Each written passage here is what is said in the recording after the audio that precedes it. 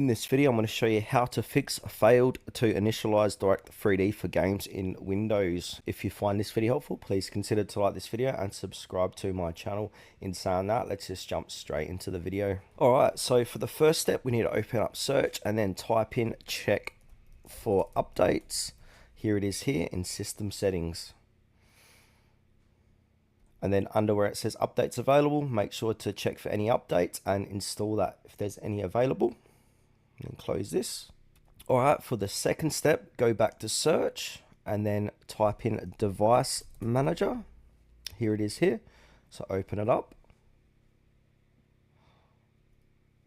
Now from here, we need to go ahead and click onto display adapters. So click onto that and then click onto your graphics card and then go ahead and click on update driver. And then from here, click on search automatically for drivers.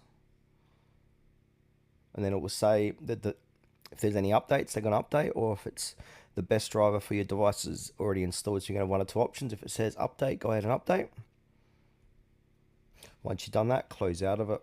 Then from here, we need to open up a web browser, and then we need to copy in this URL and paste it. And then from here, scroll down, and we need to download the latest Microsoft Visual C++. So now we need to get the x64, so click on that link here. Now it's going to download. You can see it's downloading here. If it doesn't pop up, go to your downloads. And now we need to open it up.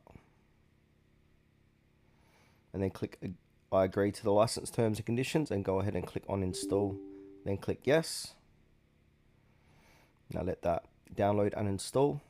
Once that is installed, go ahead and restart. And then there's one more step after this as well. So go ahead and click on restart. Alright, so you restarted your PC, and now let's move on to the next and final step.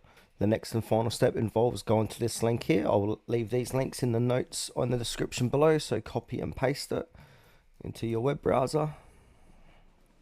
Now we need to go ahead and download DirectX and use a runtime web installer. So from here, select your language and then go ahead and click on download. Alright, that's downloaded, so go ahead and open that up.